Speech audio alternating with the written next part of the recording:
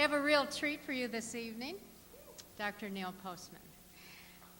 Neil Postman has achieved international recognition as an expert in semantics and communication theory.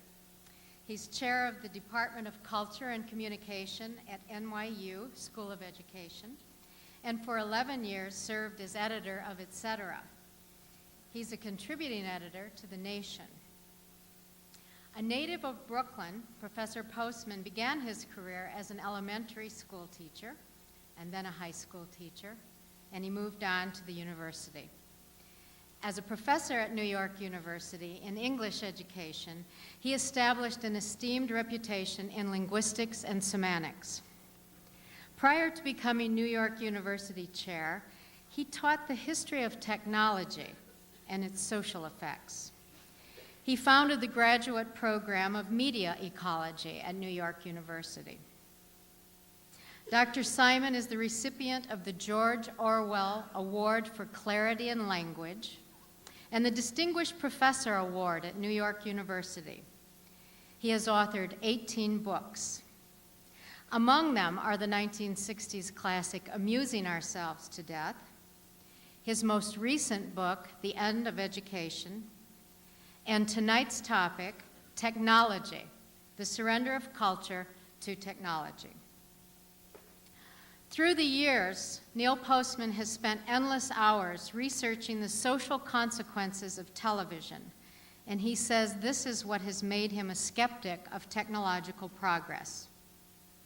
In a spring 1996 issue of Social Policy, Professor Postman said, quote, 20 years ago, no one would have been interested in this kind of discussion. Now you can really draw a crowd. There's an audience out there waiting to be organized to exercise pressure in making sure that we think a little more clearly on these matters. People have begun to sense that there's something really not quite right about making all your aspirations related to bigger and better technology. As predicted, there's an audience out here, eager to hear what Neil Postman has to say. 6 weeks ago, we were totally sold out to standing room only. I bought my ticket in August to make sure that I'd have a seat. And I can't wait any longer to hear what he has to say. So please join me in a warm welcome for the distinguished and controversial Dr. Neil Postman.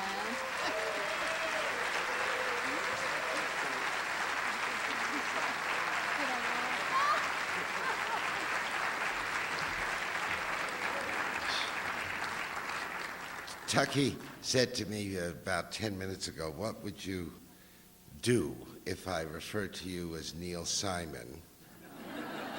She said, would you lose your mind over it? But she did. Did you notice that? Yeah.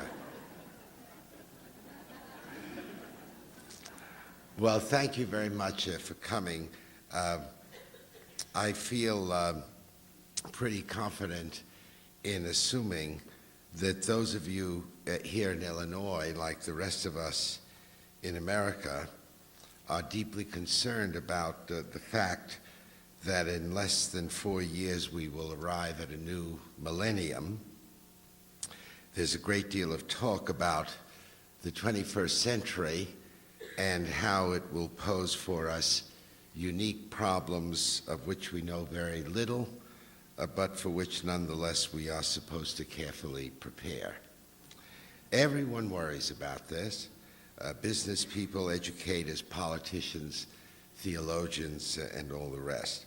So I should like to begin by putting your minds at ease. I doubt that the 21st century will pose problems for us that are more stunning, disorienting, or complex than those we faced in this century, or the 19th, 18th, 17th, or for that matter, many of the centuries before that. But if you are excessively nervous about the new millennium, I can give you right at the start some good advice about how to confront it. And the advice comes from people whom we can trust and whose thoughtfulness, it's safe to say, exceeds that of President Clinton, Newt Gingrich, or even Bill Gates. Here's what Henry David Thoreau said: "All our inventions are but improved means to an unimproved end." Here's what Goethe told us: "One should each day try to hear a little song, read a good poem, see a fine picture, and, if it is possible, speak a few reasonable words." Here's what Socrates told us: "The unexamined life is not worth living." And here is what Rabbi Hillel told us: "What is hateful to thee, do not do to another." Here's what the prophet Micah told us: "What does the Lord require of thee but to do justly, to love mercy, and to walk humbly with thy God?" And I could tell you, if I had the time, although you know it well enough, what Confucius, Isaiah, Jesus, Mohammed, the Buddha, Spinoza, and Shakespeare told us. It's all the same. There is no escaping from ourselves. The human dilemma is as it has always been, and we will solve nothing by cloaking ourselves in technological glory. To put it plainly, I suspect that the wisdom of the ages and the sages will be just as relevant in the 21st century as it was in any other. Nonetheless, having said all this, I know perfectly well that because we live now in what everyone calls a technological society, we have some special problems that Jesus, Hillel, Socrates, and Micah did not and could not speak of. Now, I've chosen to address these problems by posing a series of questions about them. What I intend to do is to offer 7 questions about technology, the answers to which can provide insights into the ways technology intrudes itself into a culture and therefore affects our social institutions. The answers to the questions are important, although they will vary according to the answerer. But the questions are more important. Answers change over time and in different circumstances, even for the same person. The questions endure, which is why I think of them as a kind of permanent armament with which citizens can protect themselves against being overwhelmed by technology. Now, before presenting the questions, I need to make 2 points, one of which I hope will clarify what I will be saying, and the other why I am saying it. The first is that I make a distinction between a technology and a medium. As I see it, a technology is to a medium as the brain is to the mind. Like the brain, a technology is a physical apparatus. Like the mind, a medium is a use to which a physical apparatus is put. A technology becomes a medium as it is given a place in a particular social setting, as it insinuates itself into economic and political contexts. A technology, in other words, is merely a machine, a piece of hard wiring. A medium is a social creation. Now, it's useful, I think, to make this distinction because with it in mind, we can more easily understand that how a technology is used by any particular culture is not necessarily the only way it could be used. For example, if we try to answer the question, how does television affect our politics? We have to understand that we're not talking about television as a technology, but television as a medium. There are many places in the world where television, although the same technology as it is in America, is an entirely different medium from that which we know. I refer to places where the majority of people do not have television sets, or where only one station is available, or where television doesn't operate around the clock, or where most programs have as their purpose the direct furtherance of government policy, or where commercials are unknown. In such places, television will not have the same meaning or power as it does in America, which is to say, it is possible for a technology to be used so that its social, economic, and political consequences are quite different from one culture to another. Now, of course, like the brain itself, every technology has an inherent bias, has both unique technical limitations and possibilities. That is to say, every technology has embedded in its physical form a predisposition toward being used in certain ways and not others. Only those who know nothing of the history of technology believe that a technology is entirely neutral or adaptable. In fact, there's an old joke that mocks such a naive belief. Thomas Edison, the joke goes, would have revealed his discovery of the electric light much sooner than he did, except for the fact that every time he turned it on, he held it to his mouth and said, "Hello? Hello?"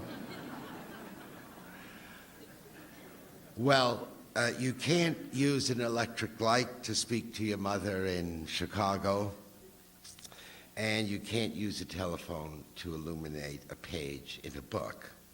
In other words, each technology has an agenda of its own and, so to speak, gives us instructions on how to fulfill its own technical destiny.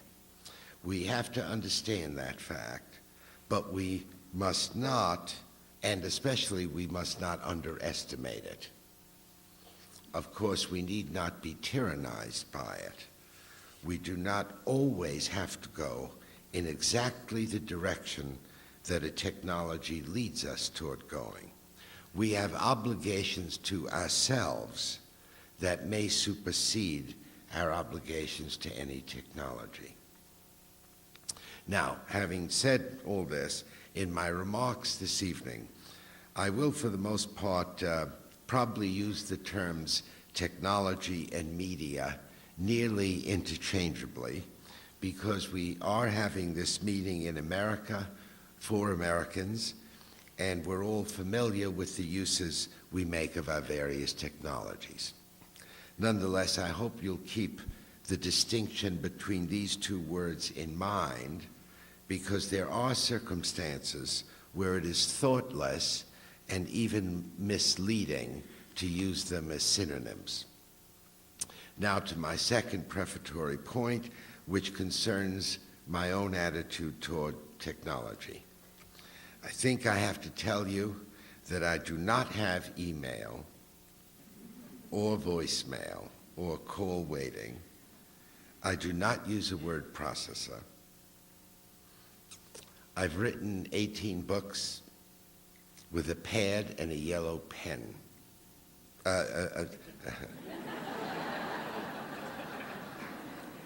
That was Neil Simon speaking. Well, I guess I'll have to show you then. I don't know if you know what this is. It's user-friendly, it's very inexpensive. And I use this and a yellow pad. I have no interest in the internet, and I do not regard Bill Gates as a genius. Now, I have good reasons for each of these deficiencies, and if you're interested, I would be happy to give them when I am done. Nonetheless, because of them, I have a reputation as being anti-technology. in fact, as being something of a neo-Luddite. Now, people who have labeled me as such usually know nothing about the Luddites, because if they did, they wouldn't use the term unless they meant to compliment me. In any case, let me assure you that I regard it as stupid to be anti-technology. That would be something like being anti-food. We need technology to live as we need food to live. But of course, if we eat too much food, or eat food that has no nutritional value, or eat food that is infected with disease, we turn a means of survival into its opposite. The same might be said of the ways in which we use technology. It can be used as life-enhancing, and it can be used as life-diminishing, which means it is stupid to be categorically anti-technology, but certainly not stupid to be deeply suspicious of technology. For it is clear that technologies and the media they become can have the most serious effects on our ways of living, on our social institutions, on our psychic habits, and on our ways of experiencing the world.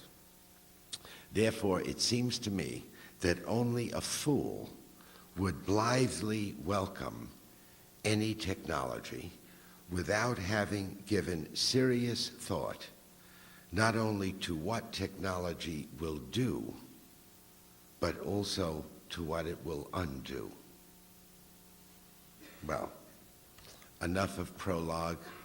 I'd like to turn to my questions. Question 1 needs to be addressed when anyone tells us about a new technology. For example, interactive television, virtual reality, the information superhighway, or whatever. Here's the question. What is the problem to which this technology is a solution? Now, this question needs to be asked because there are technologies that are not solutions to any problem that a normal person would regard as significant. Although Vice President Gore is certainly a normal person, I am skeptical of the reasons even he gives for us spending billions of dollars to create an information superhighway. He says repeatedly that the highway will provide each of us with access to 500 or perhaps even 1,000 television stations. I am therefore obliged to ask,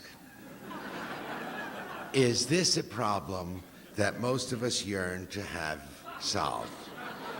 Indeed, need to have solved?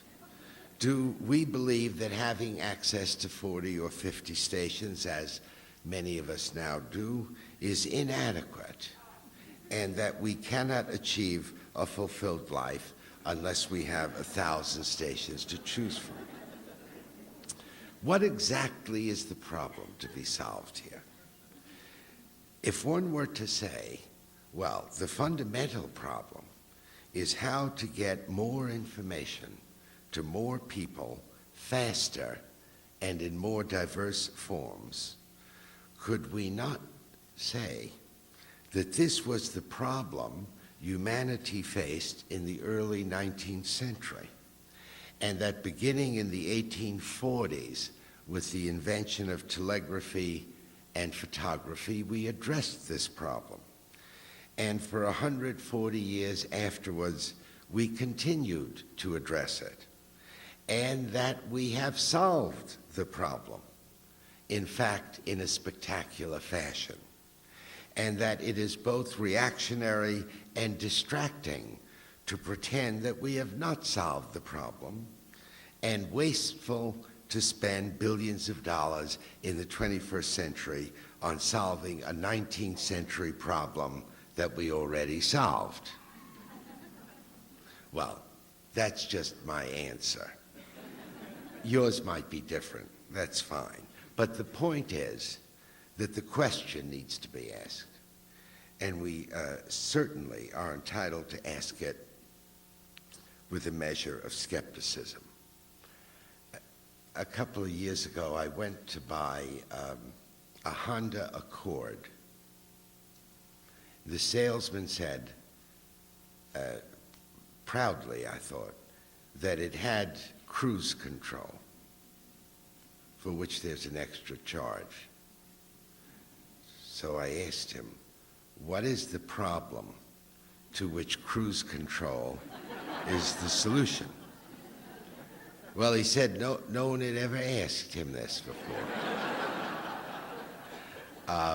But he thought about it for a few seconds, and then he said, it's the problem of keeping your foot on the gas. Well, I told him that I'd been driving for 35 years, and I'd never found this to be a problem. He then said, this car has electric windows. So you know what I asked him, right? And he was ready for me this time. He said, it's the problem of having to go like this, or... So I said, well, look, I've never really found this to be a problem, but I'm an academic. I live a sort of sedate life, and whatever little exercise I can get is all.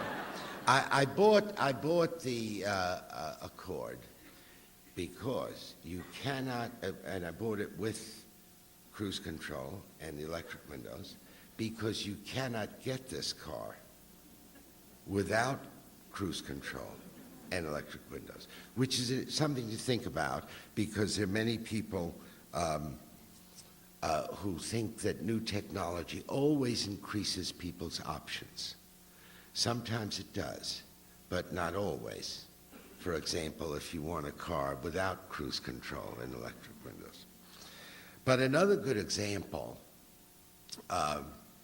more cultural example, of when skepticism of this kind was applied concerns a question raised some years ago as to whether or not our government should subsidize the manufacture of a supersonic jet. Both the British and the French had already built SSTs, and a serious debate ensued in the halls of Congress and elsewhere as to whether or not Americans should have one of our own. And so the question was asked. It actually was.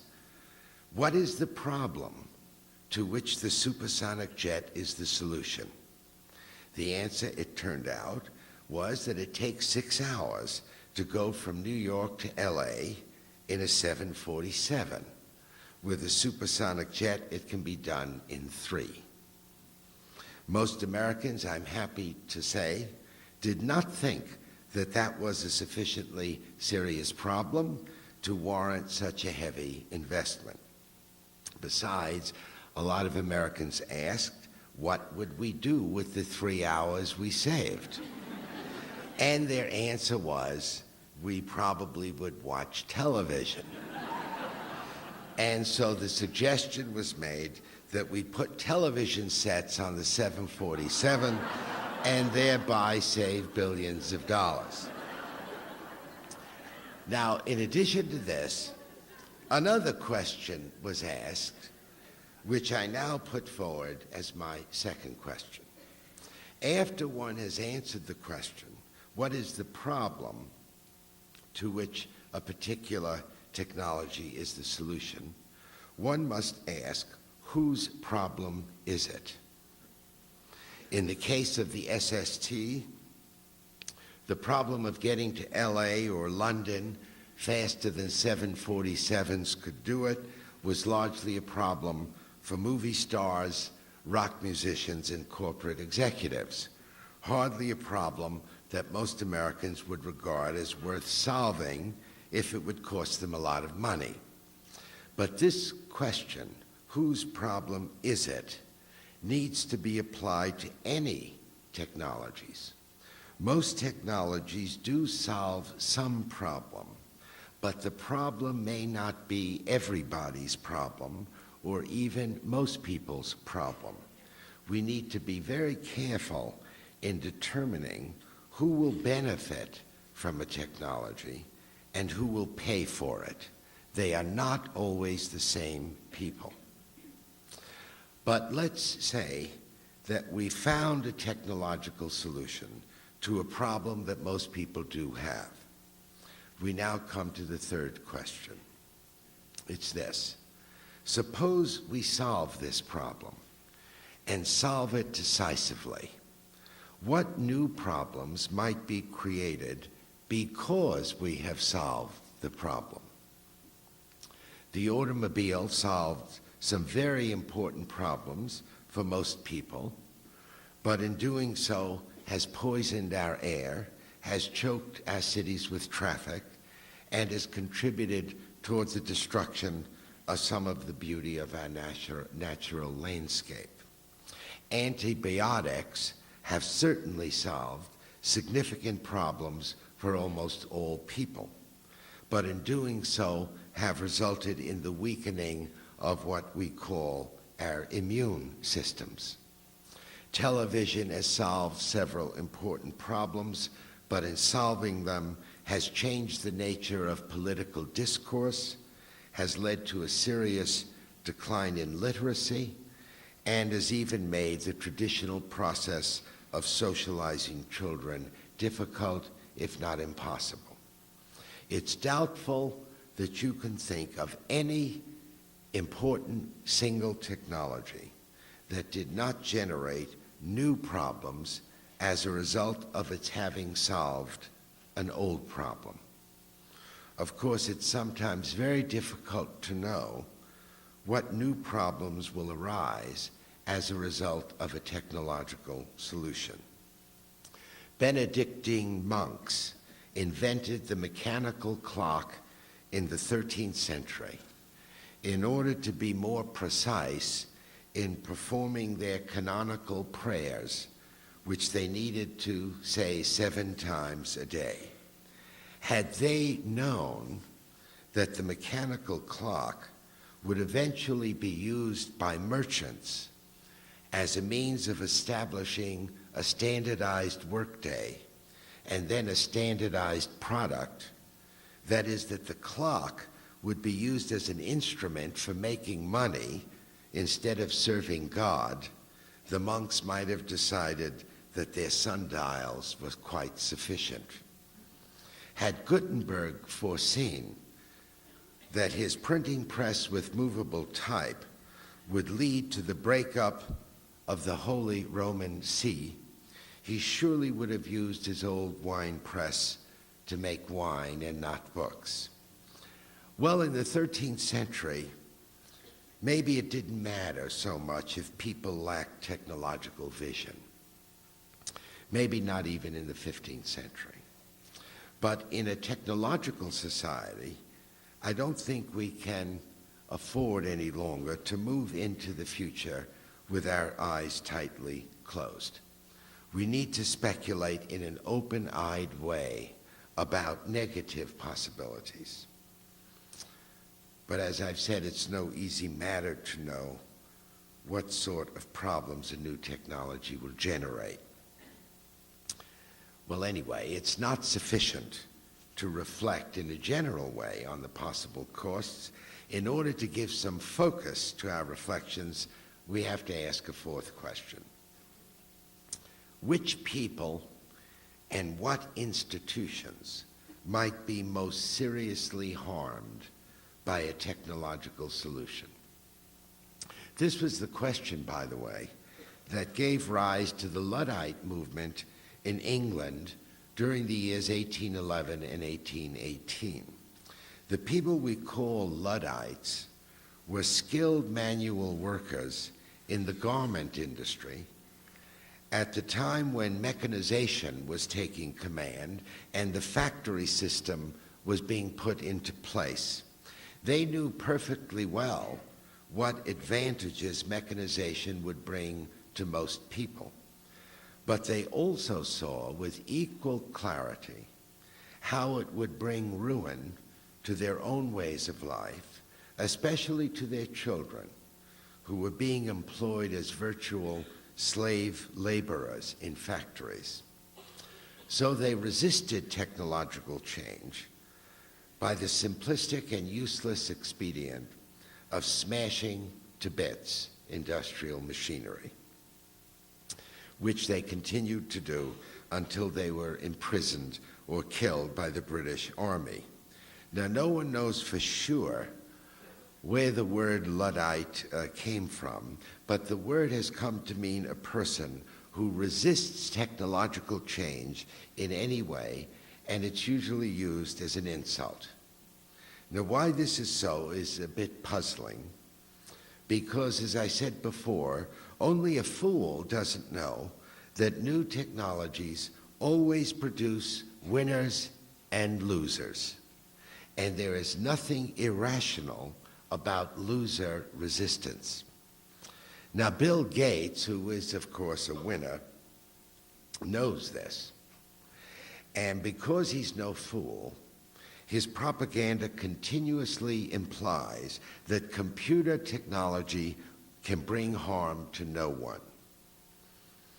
Well, that is the way of winners. They want losers to be grateful and enthusiastic, and especially to be unaware that they are losers. Let's take school teachers as an example of losers who are deluded into thinking they are winners.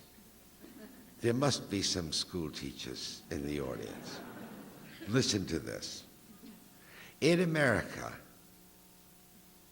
well, let me just stop for a moment and just tell you a fact, which I didn't include here, but which haunts me. Last fall, 1,100,000 children showed up in the New York City school system. There were no seats. You hear what I'm saying? There were no seats for 91,000 children. So they met in latrines, in the bathrooms. This is where their classes were held. The chancellor of the New York City schools is mostly interested in spending a lot of money to wire the classrooms. That's all I'm going to say. Just think about that. Well, New York is not the only place like this. Throughout the country, we're preparing to spend in the aggregate billions of dollars to wire schools in order to accommodate computer technology, and for reasons that are by no means clear. There certainly does not exist any compelling evidence that personal computers or any other manifestation of computer technology can do for children what good, well-paid, underburdened teachers can do.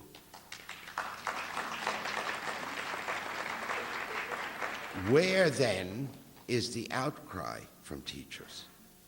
They are losers in this deal, and serious losers. Here, for example, is an announcement of a recent insult to teachers taken from the June 11th, 1996 edition of the Washington Post. I quote, Governor Paris Glendening, Governor of Maryland, announced yesterday that the state of Maryland plans to connect every public school to the internet this year, part of a $53 million effort to give students greater access to far-flung information via computer. I'm still quoting, despite mixed reviews by national analysts who have studied computer use in schools, the plan calls for each of Maryland's 1,262 public schools to have at least 2 computer terminals linked to the internet before winter, and for every classroom to have 3 to 5 such terminals within 5 years, unquote.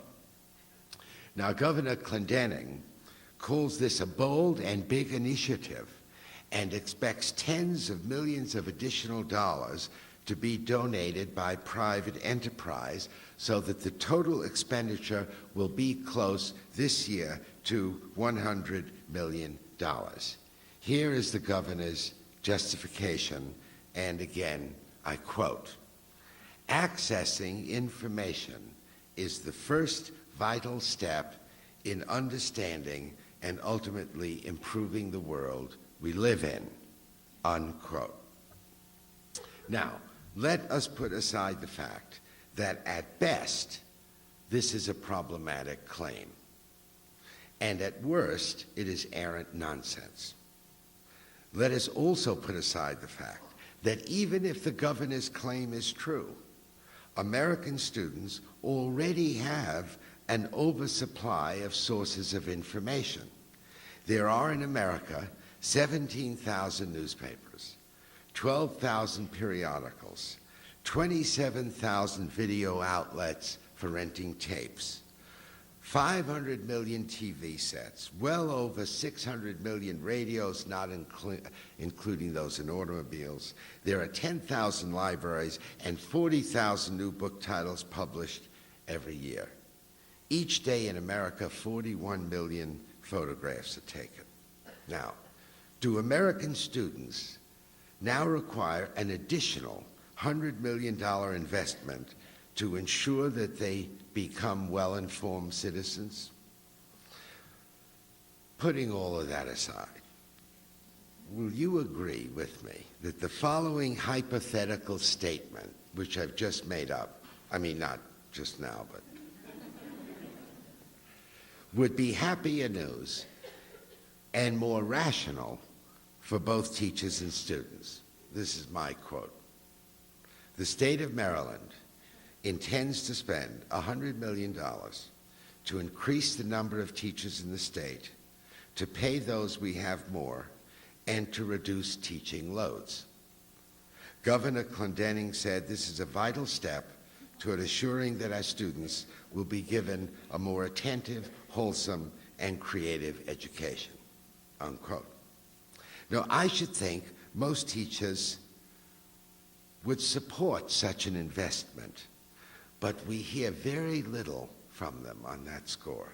In fact, many teachers are thrilled by the thought of a $100 million investment in computer terminals. Bill Gates loves this form of stupidity. Here's a fifth question. What changes in language are being enforced by new technologies? What is being gained and what is being lost by such changes? Now, you will agree that no matter what new media come into our lives, language will remain our most indispensable medium, and it is always a serious matter when new meanings arise and old ones are lost. Think, for example, of how the words community and conversation are now employed by those who use the internet. The word community has traditionally referred to those who have different and even opposing interests, but who find common ground for the sake of political or social harmony. Internet communities are strangers to this conception. They begin in harmony and make no demands on one's capacity for negotiation and tolerance, which is the essence of how communities are formed and sustained. As for conversations, two people who are typing messages to each other are not, in my opinion, having a conversation, in that the most significant aspects of face-to-face communication are simply absent. Now, those who come to believe that emailing is conversation are likely to be people who believe that there is no significant difference between speaking one's sadness face-to-face to a friend who has lost her mother and sending her a Hallmark condolence card. Think of how television has changed the meaning of the phrase political debate. Would Abraham Lincoln or Stephen Douglas recognize such a televised event as a debate? When Lincoln and Douglas were going through Illinois in their debates, they had more than 7, by the way, typically Lincoln would speak for 3 hours, Douglas would speak for 3 hours, and then Lincoln would have 1 hour for rebuttal. Then when they went to Ottawa or Springfield or the next town, then Douglas would speak for 3 hours, Lincoln for 3 hours, and Douglas would have an hour for rebuttal. Here's a debate in America today. Barbara Walters, or some mistress of ceremony, says, the question is, this is for you, President Bush. What is the problem in the Middle East, and how can it be solved? You will have 2 minutes to answer, after which Governor Clinton will have 1 minute to reply. Actually, I think it's a form of mental illness because one would expect, wouldn't one, that President Bush or Governor Clinton would object and say, how dare you ask such a question, and give one of us 2 minutes to answer and the other 1 minute to rebut. We're running for the most serious political office perhaps in the world. What is wrong with you? But of course they don't say this. Or they might say, how dare you ask such a question? What kind of people do you think Americans are that they would put up with this? Well, they don't say that either, because we know what kind of people we are. Nonetheless, people do say the next day, did you see the debate? I often imagine what Lincoln or Douglas would, if they could come back and hear us use that word that way. Think of what's happening to the word public, or the phrase participatory democracy. Not long ago, I reviewed a book called The Electronic Republic for the LA Times. The author argued that new technologies will make representative democracy obsolete because the technologies will make it possible to have instant plebiscites on every issue. In this way, voters will directly decide if we should join NAFTA or send troops to Bosnia or impeach the president. The Senate and House of Representatives will be largely unnecessary. And this, the author said, is participatory democracy just as it was in Athens in the 15th century BC, the 5th century BC. Now, I have no objection to borrowing a phrase from an older media environment in order to conceptualize a new development. We do it all the time, but it has its risks, and attention must be paid when we do it. To call a train an iron horse, as we once did, may be picturesque, but it obscures the most significant differences between a train and a horse and buggy. To use the term an electronic town hall meeting similarly obscures the differences between an 18th century face-to-face gathering of citizens and a packaged, televised pseudo-event. To use the term distance learning to refer to students and a teacher sending email messages to each other may have some value, but it obscures the fact that the act of reading a book is the best example of distance learning ever invented, because reading not only triumphs over the limitations of space and co-presence, but of time as well. And as for participatory democracy, we would be hard-pressed to find any similarity, whatever, between politics as practiced by 5,000 homogeneous, well-educated, slave-holding Athenians and 250 million Americans doing plebiscites every week, and it's dangerous to allow language to lead us to believe otherwise.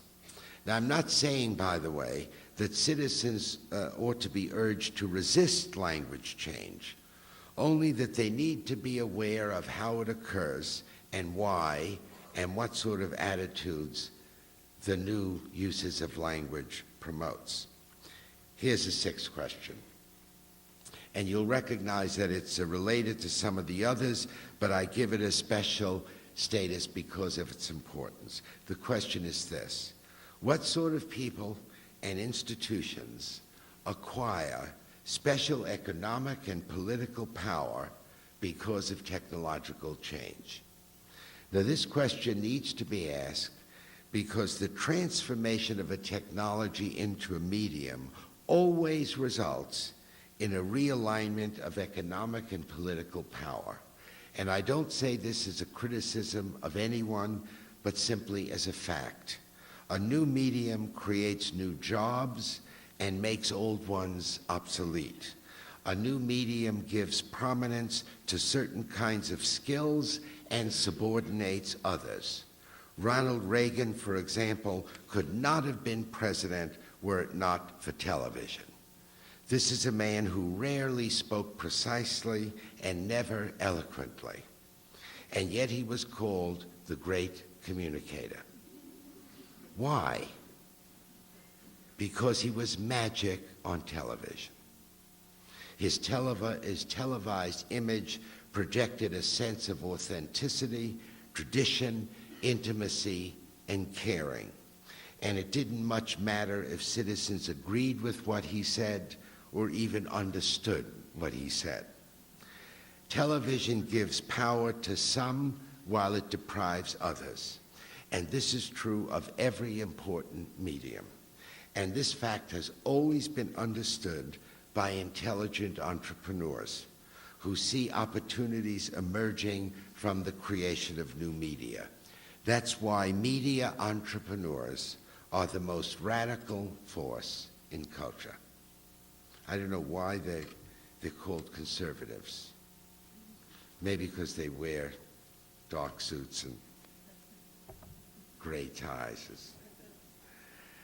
These entrepreneurs are interested in maximizing the profits of new media and do not give much thought to large-scale cultural effects. America's greatest radicals have been our entrepreneurs: Morse, Bell, Edison, Sarnoff, Disney. These men created the 20th century, as Bill Gates and others are creating the 21st. Now, I don't know if much can be done to moderate the cultural changes that media entrepreneurs will enforce, but citizens ought to know what is happening and keep an attentive and critical eye on such people. Here's the final and seventh question, and for it I return to a point I made in my lengthy prologue. The question is this: what alternative uses might be made of a technology? Now, one proceeds here by assuming that any medium we have created is not necessarily the only one we might make of a particular technology. In America, it was not inevitable, for example, that television should be turned over to commercial industries. As for radio, in 1926, Herbert Hoover, who was then Secretary of Commerce and 2 years later President of the United States, delivered an address in which he said that it was unthinkable to use radio as a commercial medium. It was obvious to him, as it is no longer to many of us, that radio was the greatest medium yet invented for providing a general education to the masses. Well, it hasn't turned out that way. But the point I wish to make is that how technology is transformed into a particular kind of medium is a complex and even fascinating subject. It's a subject filled with politics, sociology, with the psychology of good intentions, and of course, lots of greed. Well, there are many other questions I could suggest, but for now, I'm going to stick with these 7. What is the problem to which a technology claims to be the solution? Whose problem is it? What new problems will be created because of solving an old one? Which people and institutions will be most harmed? What changes in language are being promoted? What shifts in economic and political power are likely to result? And finally, what alternative media might be made from a technology? Now, there does remain one other question I should mention, but it's not about media, it's about ourselves. And I refer to the matter of where and how our citizens will learn to ask relevant questions about media. And this would have to be, of course, the subject of an entirely different talk, but I would like to conclude by saying that I think this task inevitably must be assigned to our schools. Our schools have been blithely, and I should say irresponsibly, indifferent to the study of the ways in which media alter our social relations, psychic habits, and political processes. Most school administrators and politicians think that they are responding to technological change by wiring our classrooms. What is needed, of course, is for our students to have their heads unwired. And I have a measure of confidence in saying that that process might begin with these 7 questions. Perhaps I've too much faith, as many Americans do, in the power of education. But I can think of no other institution that is more available to preparing our young for what is ahead. And if we educate them properly, then I think we can face the new millennium with confidence and some hope. Thank you.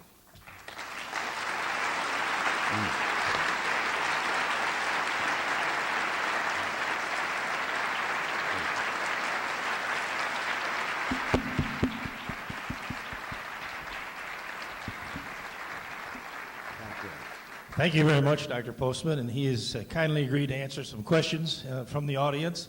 But before he does that, I'd like to announce the last event in our lecture series for this academic year.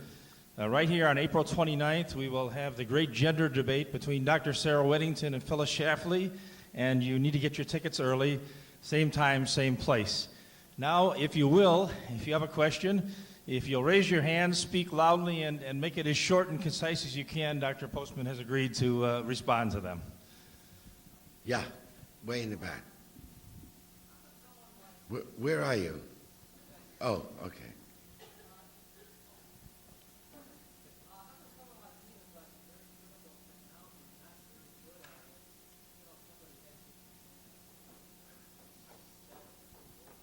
Could you speak a little louder?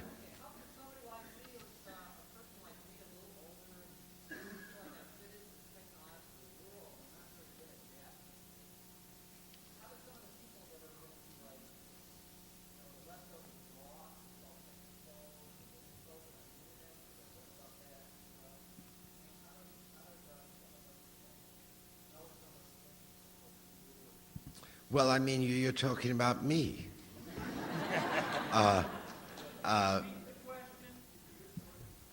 Well, I think he was asking, he was referring to himself. I think he was just being polite. He's saying there are people, well, like him and me, who don't fit in with the new technological world, right?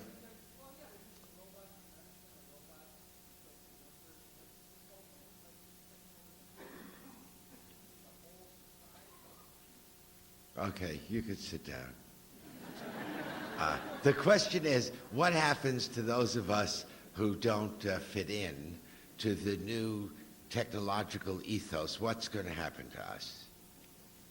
I don't know what's going to happen to us. I might say that here's how I handle it. As I said in my talk, I don't consider myself anti-technology, but I do think I'm entitled to pose these sorts of questions, even in a personal case. I mean, I don't have, well, first of all, I think, do you know what call waiting is? Is there anyone here who agrees with me that this is the rudest, most disgusting invention? Well, it's conceivable that someone who is in business and finds that it's necessary to have it might think it disgusting and then have it anyway. But in my life, since I think it is a disgusting thing, I just don't have it. I don't use email because I have no need for it. By the way, here's one way one handles this. When I finished my last book, by the way, actually I've written 20 books. I have to talk to Tucky about this. I finished the last book. It was called The End of Education. I called up the editor at Knopf and said, Jonathan, I have good news. I finished the book. And he said, great, send me the disc. I said, excuse me? Well, what I had to do was actually hire someone to take what I had written to put it on the word processor and send it off.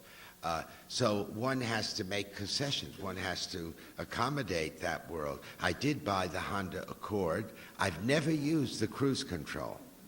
On principle, I won't use the cruise control. Of course, with the electric windows, what can you do? So it's a negotiation that you have to engage in with the world. But I've just written a piece for an internal journal at NYU in which the first class I've been at NYU for 5 decades. Can you believe that? My first class was February 1959. So I was there 50, 60, 70, 80, 90. And in those days, I mean, our technologies were, in quotes, primitive. Students could read, they could write, and they could talk.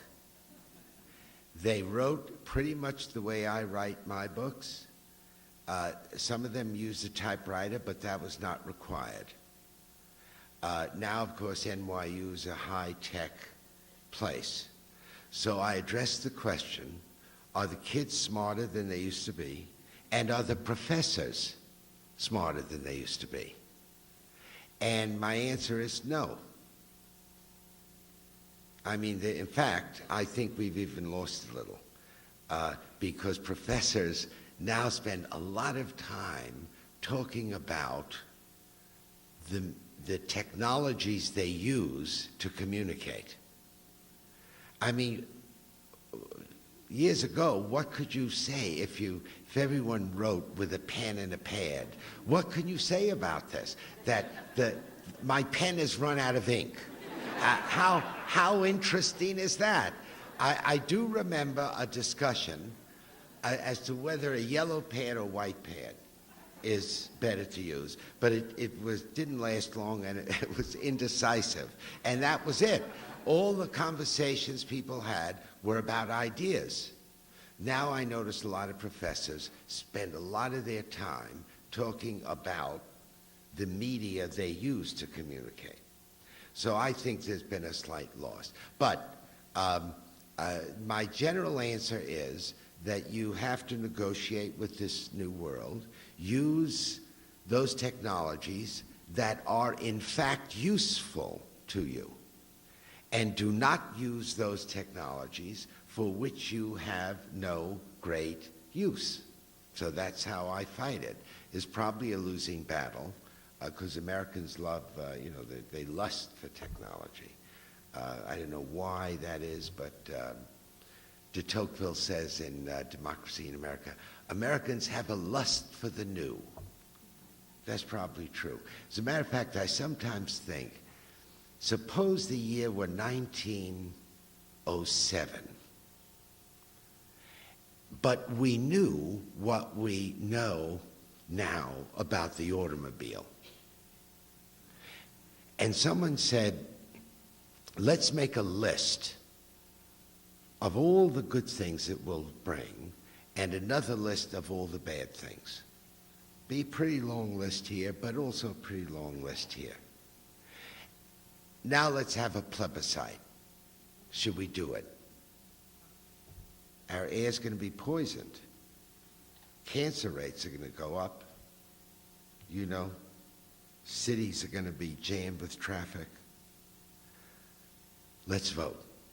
I think Americans would say, oh shit, let's do it. Don't you think? They probably would say, let's do it. But I think someone would likely have said in 1907, yeah, let's do it. But is there anything we can do to maximize the advantages and minimize the disadvantages? Good question. In 1907, there would have been plenty we could have done then. And maybe in 1927 and 47. In 1997, it's pointless. We don't use the automobile, it uses us. So here's how smart I am. Make you feel bad about coming to hear me talk.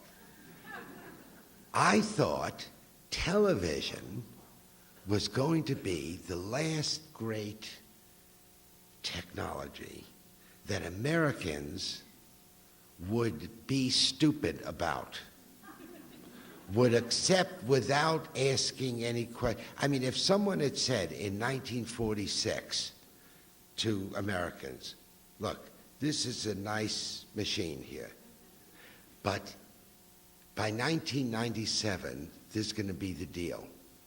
The average American kid will clock 5,000 hours in front of the TV set before entering the first grade. 19,000 hours by high school's end.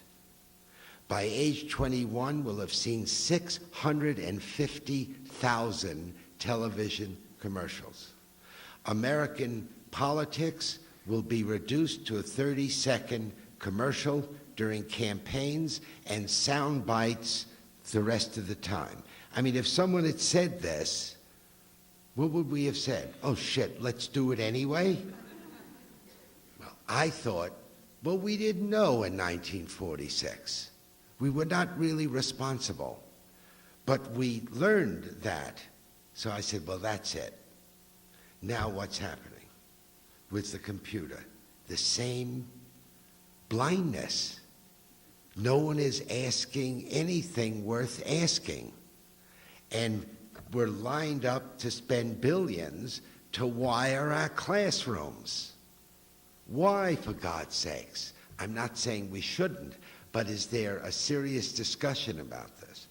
So I'm getting overwrought here, you think? Another question. Yes, sir. Crazy.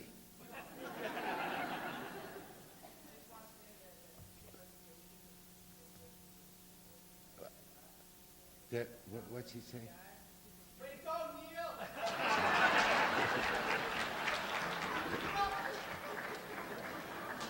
Yes.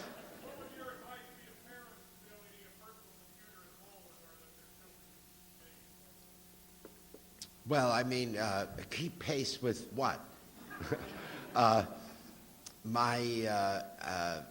if we're talking about developing in our young children communication competencies, then I would say the first order of business, besides obviously speech, which we really don't have to teach them because we're genetically programmed to learn that. The first item of business would be to make sure they're good readers. Here's what I would say to a parent. How is it that all the people who invented these new technologies, television, laser beams, computers, how is it those people were educated exclusively with this and a pad and a book?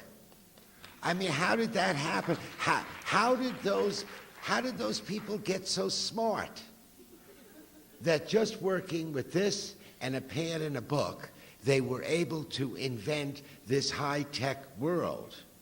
Now, I'm not, I have a son who's an astrophysicist in the Hubble telescope project. By the way, in 1999, they're sending up some more astronauts, to mess around up there. And my son, he's going to give them directions. Now, you want to know something terrifying? To think that your son, who didn't even know how to tie his shoes till he was like 6, is giving astronauts directions in outer space. Anyway, he tells me that through computer technology, they can solve problems in a day and a half that would have taken months, with maybe even longer than that, without computers.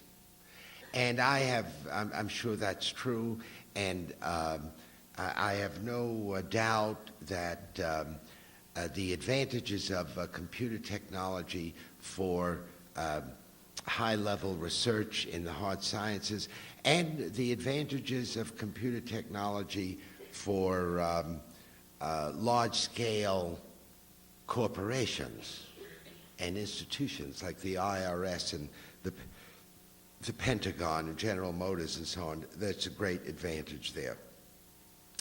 It's not clear to me that a real slick competence in using computer technology is much of an advantage to the average person. The case has not been made. I mean, if someone would make the case, I assure you I would accept it. But no one has been able to make that case. So I'm not in a hurry in raising children to make sure they're terribly skilled. But besides, it's not a problem anyway. Why are we even talking about this? 35 million Americans have already learned how to use computers without any help whatsoever from the schools. If the schools do absolutely nothing in the next 10 years, everyone's going to know how to use computers. Now, suppose I'm right in saying that. The question still remains, what should we do with kids in school? What communication skills ought we to promote and try to cultivate? In my own case, I have 3 kids, and the main thing we wanted to make sure was that they knew how to read, they knew how to write, and they knew how to speak. And I told them when they asked what they should major in college, I said, it doesn't matter. Pick something that you're terribly interested in, because you already know how to write, read, and speak. Therefore, anything you want to do after that, in America, be a piece of cake, because most people don't read, write, and speak, right? So if you want to go to professional school, they'll take you in a jiffy. If you want to go to corporate America, they'll take you even faster. So one of them majored in music. Well, the astrophysicist, he majored in physics, of course. And then my daughter is a teacher. She majored in dramatic literature because she was interested in it. But that would, if anyone asked me, as you did, well, what would be the most important thing so far as helping children cultivate communication skills? I would say it's that. In fact, I sometimes wonder, this is just an aside, and you must promise not to tell anyone. I sometimes wonder if there isn't a sort of conspiracy going on. This is the conspiracy. The people who are going to run everything in America, now and in the foreseeable future, are those people who read, write, and speak. Those are the people who get into Yale and Princeton and Harvard by demonstrating, not that they have computer skills, but that they can read, write, and speak. The rest of the hoi polloi is going to be messing around with film. I mean, it's not just computer. The multimedia, the great unwashed are going to be experts in the multimedia. Meanwhile, the guys and gals running everything will be those who have demonstrated a command over language. That's my best answer. Yes, sir. Good, good. Are you buying these books? Yes.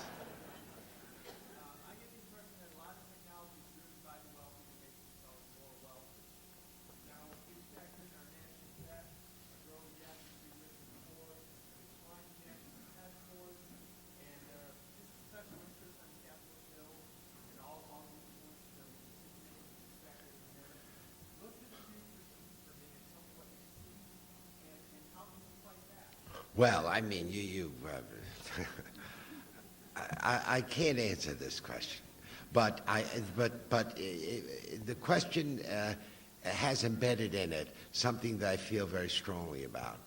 It is this, that what is distracting us from solving some of the problems that you've mentioned is a kind of worldview promoted especially now by computer technology, that the main reason we have problems in the world is that we have insufficient information. If only we could get more information, easier to access, and get it faster, then we could solve this problem, or any of the others you mentioned. And I think this is an awesome conceit and a terrible misjudgment. Look, if there are children starving any place, it is not because we have insufficient information.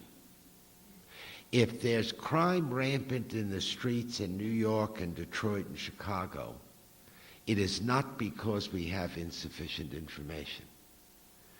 If the ozone layer is being depleted and rainforest is disappearing, it's not because we have insufficient information. And if you can't get along with your own relatives, it's not because you have insufficient information. But we have come to believe that that is the source of all the misery and pain in the world. If only we had more information.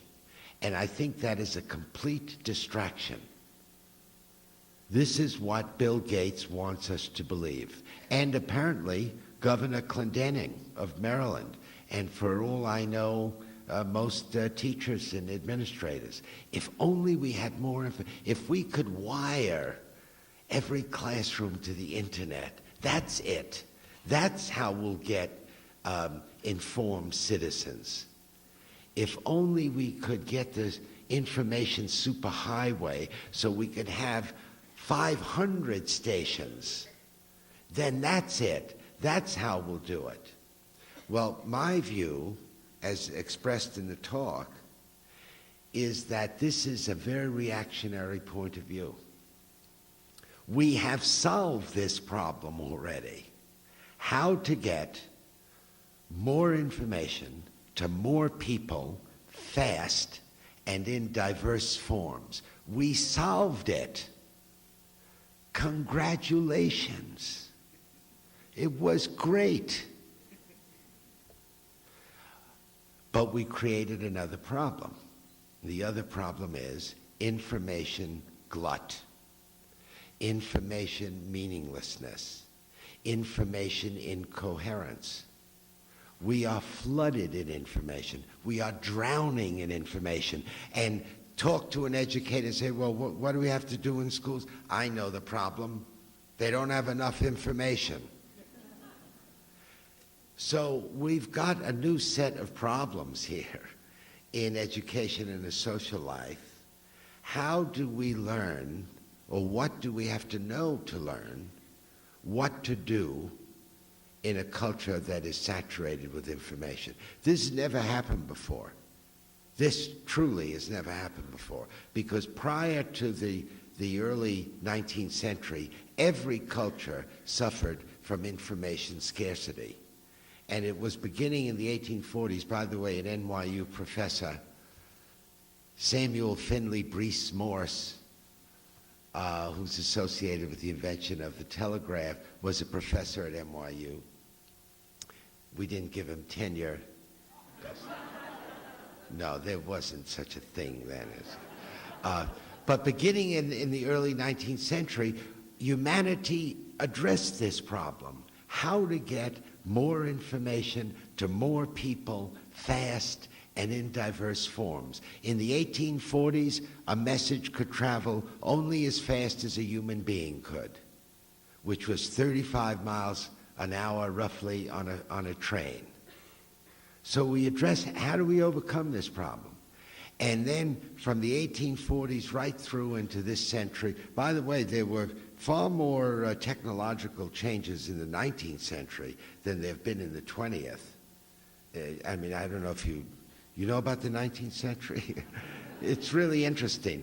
But beginning then, and right into our own century, we addressed this problem. How can we overcome information scarcity? And we've done it. In doing it, we created another problem. What to do with all the information? What does it mean? What are we going to do with it? So no one's addressing that problem. That's a really serious problem.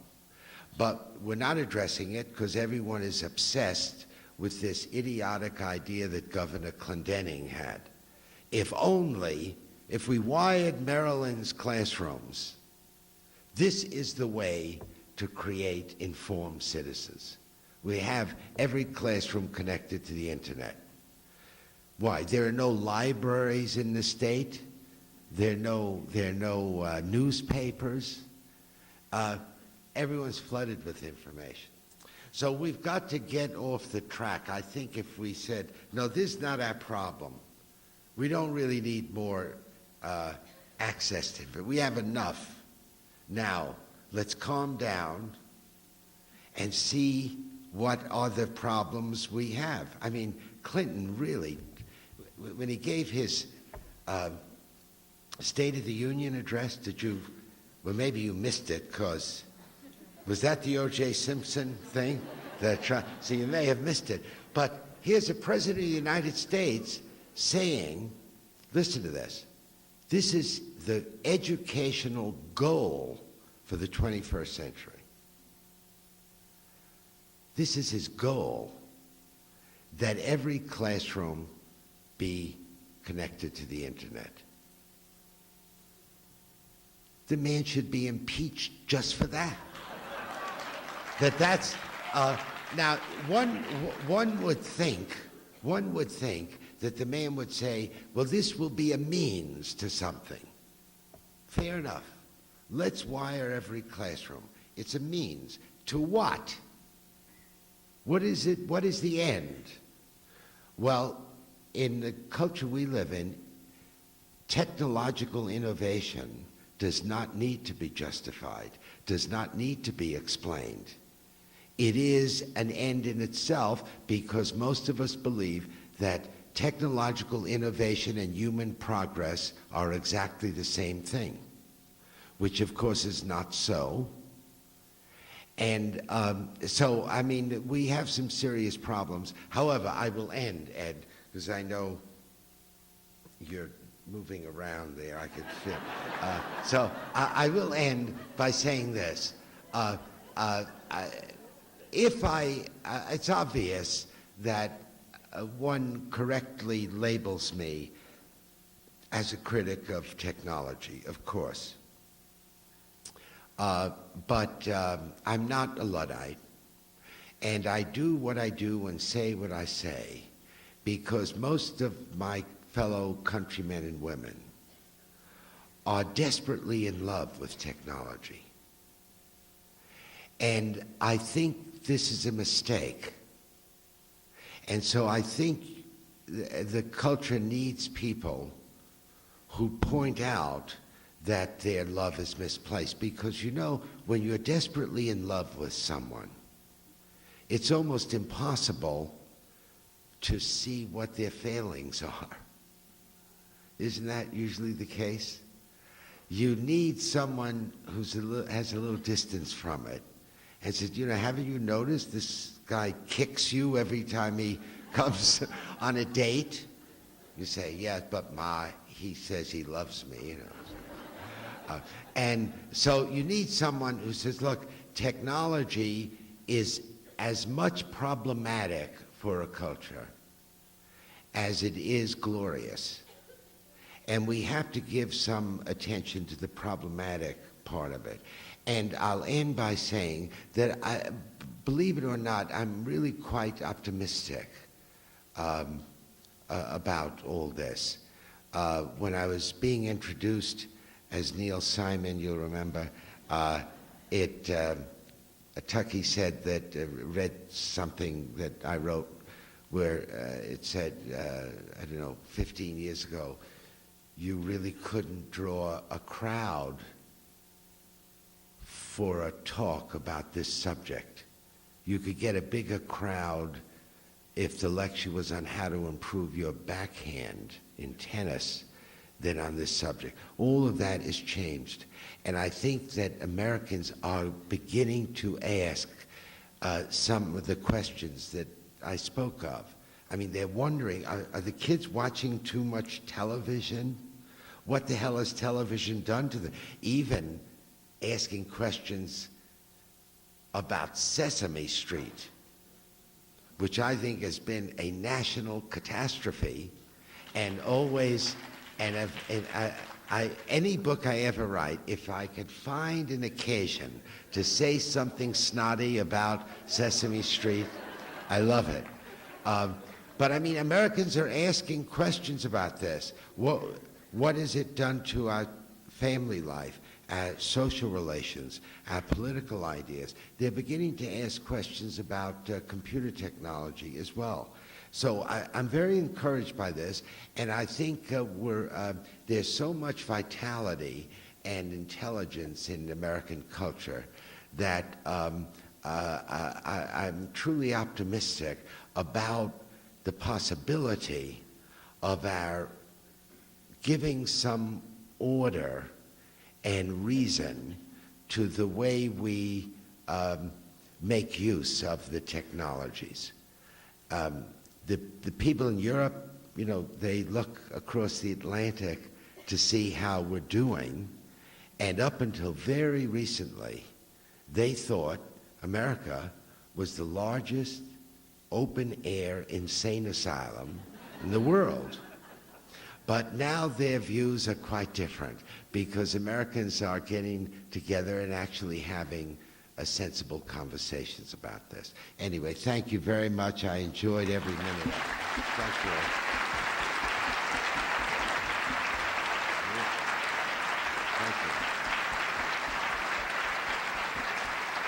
Dr. Postman will be signing copies of his books in the lobby in just a few minutes, and they're for sale out there. And we thank you very much for coming.